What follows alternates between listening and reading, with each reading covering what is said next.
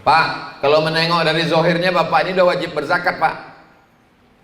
Kami siap menunggu di kantor atau Bapak bayar? Ini kami mau silaturahim sekalian. Kata Bapak ini, nampak kalian saja saya ini uang banyak. Ini utang semua.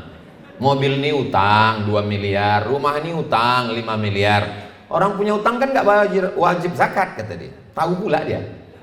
Diajarinya pula orang Basnas itu.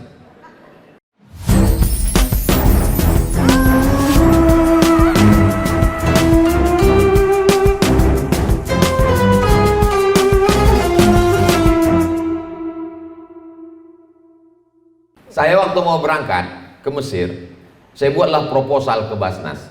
Mohon bantuan, saya mau berangkat ke Mesir karena krisis moneter, dolar naik dari 2.500 jadi 20.000. Mak saya lah membawa proposal itu ke Masjid Agung An-Nur Pekanbaru. Di situ kantor Basnas.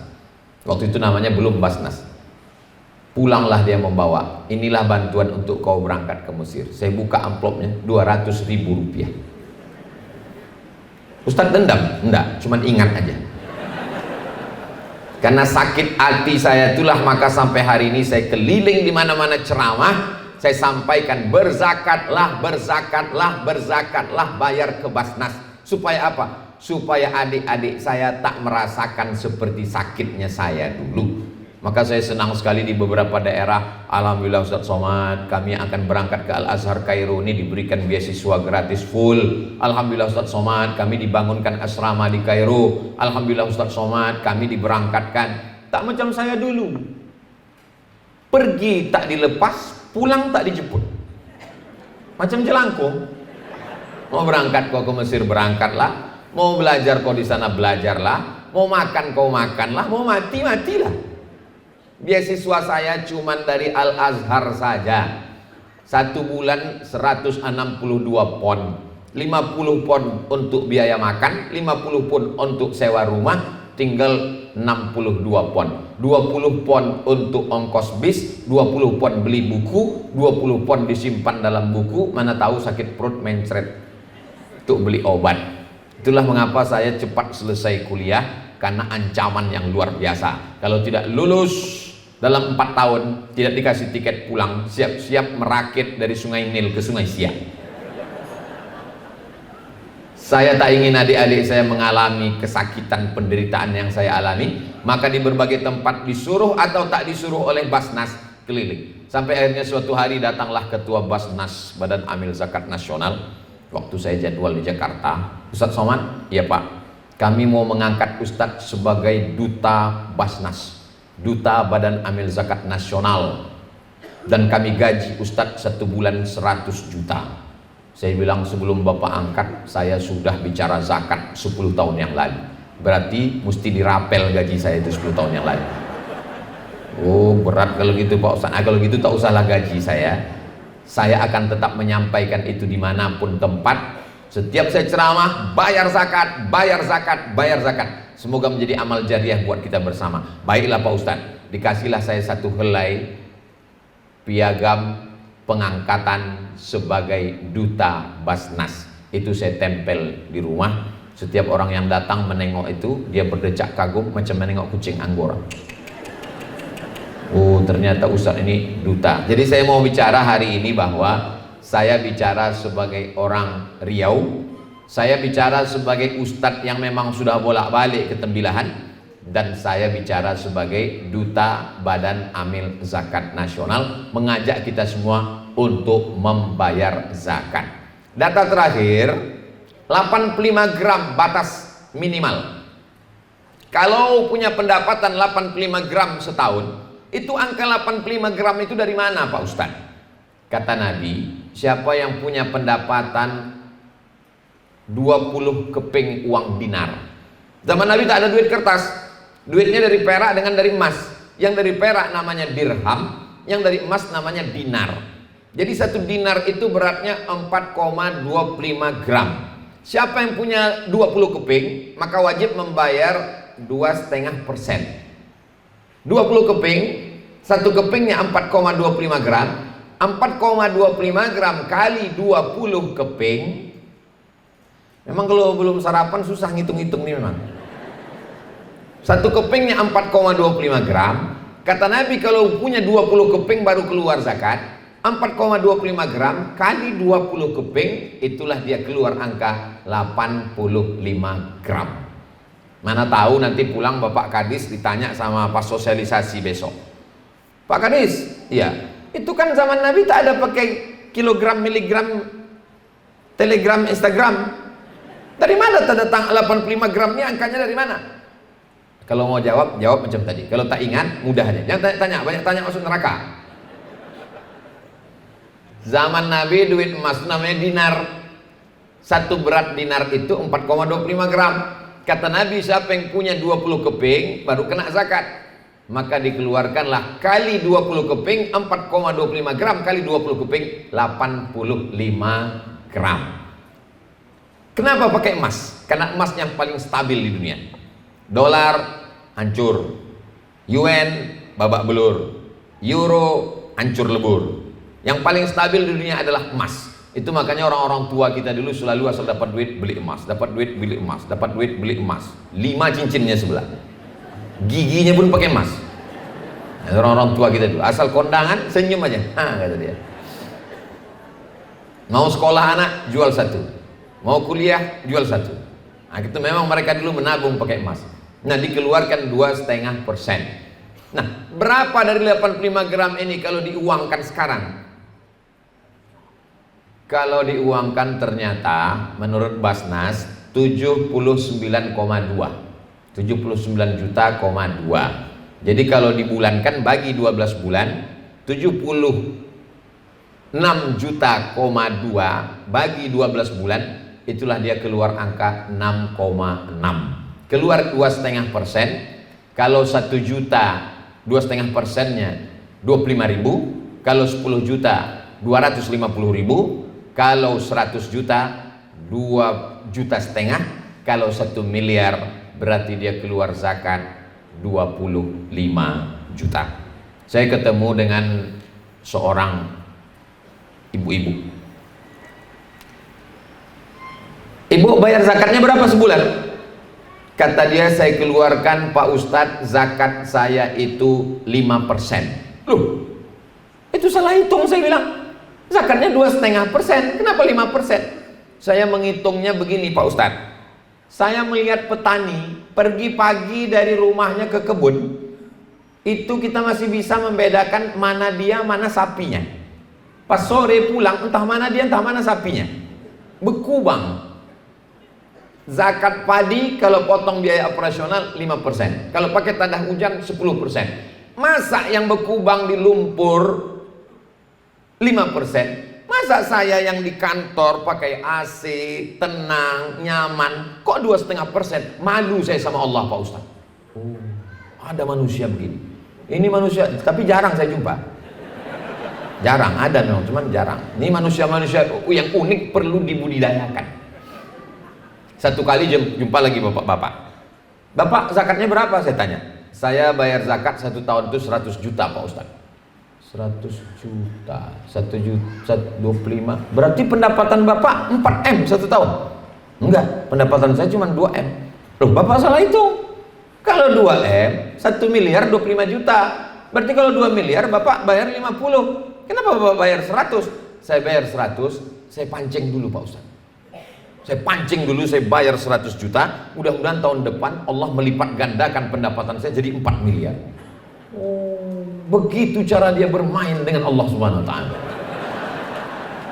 Lama hidup banyak dirasa, jauh berjalan banyak ditengok, banyak jumpa orang macam-macam isi kepalanya. Ada pula saya berjumpa lagi sama orang, pas saya tanya, Bapak berzakat? Saya memang tak pernah berzakat Pak Ustaz. Gimana caranya? Saya bilang. Kata dia, setiap uang saya itu mau mencapai 55 gram, 85 gram, asal udah mau mencapai, saya beli tanah. Mau mencapai lagi, saya beli mobil. Jadi setiap kali saya mau tanya, kamu tak bayar zakat? Uang saya tak cukup. Yang begini pun banyak yang begini banyak. Itulah enaknya kita banyak ngobrol ini. Tahu kita mana yang hantu, mana yang setan. Asal udah agak-agak mencapai 85 gram, belikan ke sana, belikan kemari. Allah subhanahu wa ta'ala maha tahu. Wa nahnu aqrabu wa na'lamu ma tuwaswisu bihi nafsuh. Kami tahu apa yang berbisik-bisik dalam hatimu. Datanglah seorang kawan saya, kebetulan pengurus badan amil zakat, ke rumah orang kaya. Rumahnya besar, mobilnya besar, bininya besar. Kata kawan saya ini, yang tersinggung bu, kata kawan saya ini, Pak, kalau menengok dari zohirnya bapak ini udah wajib berzakat pak. Kami siap menunggu di kantor atau bapak bayar, ini kami mau silaturahim sekalian. Kata bapak ini, nampak kalian saja saya ini uang banyak, ini utang semua. Mobil ini utang 2 miliar, rumah ini utang 5 miliar. Orang punya utang kan nggak wajib zakat, kata dia. Tahu pula dia. Diajarinya pula orang Basnas itu. Kata kawan saya tadi, yalah pak, kalau bapak tak mau bayar apa boleh buat, kami pulang. Mereka pulang, hari berganti, musim berubah, tak lama datang bapak itu. Kawan kami terkejut nengok dia datang. Bapak yang kemarin datang, ya alhamdulillah nampaknya dia mau bayar zakat. Silakan masuk Pak Haji, silakan masuk. Itu masuk ke dalam, kata dia, mohon maaf dek, ada tak zakat untuk saya? Saya ini tidak nakut-nakuti, cerita aja. Mana tahu ada yang model begini di Indragiri Hilir, siap-siaplah kalian. Tapi kabarnya dulu pernah ada orang inhil macam ini, tapi udah mati. Yang sekarang ini baik-baik semuanya. Ada pula satu lagi, kalau kita punya 100 juta, itu kan berarti kita wajib bayar zakat 2,5% setahun, bukan sebulan. 2,5% setahun, kalau dibagi tiap bulan baru dipotong dia 12 bulan. Kalau 100 juta, 2,5% sekali keluar setahun, berarti 2,5 juta cuman yang diminta Allah SWT. Tapi dia memang dasar, namanya pun panjang kali, pelit, bin bakhil, bin medit, bin kedekut. Bapak ibu tahulah keterusannya itu. Tak ada angin, tak ada hujan, tiba-tiba lutut sakit minta ampun. Dikusuk makin sakit, dipijat makin sakit, ditusukkan jarum-jarum apa namanya itu, akupunktur, makin sakit. Ada pula yang menawarkan paku payung, bertambah sakit. Sampai akhirnya dibawalah ke Malaka. Dibawa ke Malaka sama dokter saudara kita orang Tionghoa Cina. Dipukulnya lah pakai martil kecil ke lutut. Hanya lapuk lah lama pakai. Berapa lama mau berganti lutut nih pak? Jangan takut, jangan cemas, kita sudah impor, ini ada dari tempurung lutut, ini rupanya ada yang dari besi. Berapa harganya? Kata dia, sebelah kanan 40, sebelah kiri 40, ongkos pasang 20, pas 100. Bapak yang belum berzakat coba pegang-pegang lutut, cuma rasanya. Dia akan keluar dengan caranya sendiri. Duit hantu dimakan tuyul.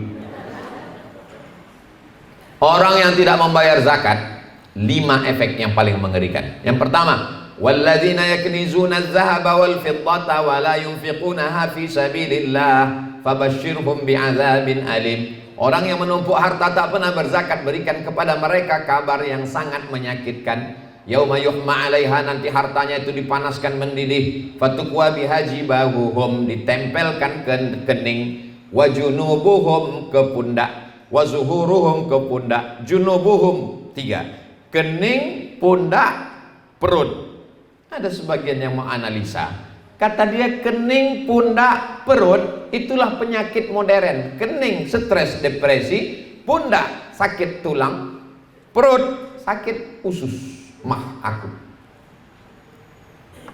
Nauzubillah.